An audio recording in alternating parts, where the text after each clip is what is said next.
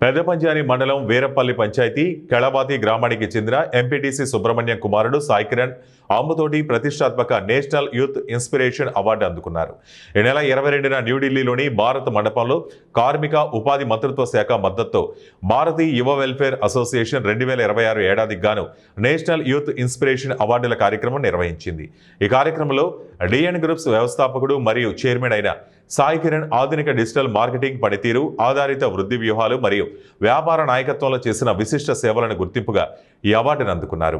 Diyan groups అధినేత పనితీరు ఆధారిత మార్కెట్ సంస్థ, డేటా ఆధారిత ప్రకటనలు, ఆదాయ కేంద్రిత సేల్స్ సిస్టమ్ మరియు సమగ్ర వృద్ధి వ్యూహాల గురించి D2DC బాండ్లు మరియు లీడ్ జనరేషన్ వ్యాపారాలను విస్తరించడంలో ఈ సంస్థ ప్రత్యేక నైపుణ్యం కలిగి ఉంది.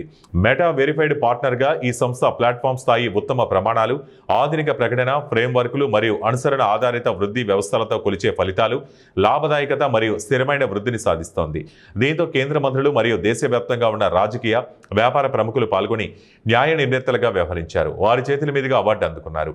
ఈ కార్యక్రమంలో సామాజిక న్యాయం మరియు సాధికారిత శాఖ సహాయ మంత్రి రామ్దాస్ అథవాలే, గృహ మంత్రిత్వ శాఖ సహాయ మంత్రి నిత్యానంద రాయ్, లోక్సభ సభ్యుడు మాజీ మంత్రి జనార్దన్ సింగ్, లోక్సభ సభ్యుడు మరియు మాజీ కేంద్ర మంత్రి ఫగ్గాన్ సింగ్ కులస్తే, నైపుణ్యాభివృద్ధి పారిశ్రామికవేత్తల అభివృద్ధి శాఖ కేంద్ర మంత్రి జయంత్ చౌదరి తదితరులు పాల్గొన్నారు. मिस्टर समर्थ खुराना को मैं मंच पर आमंत्रित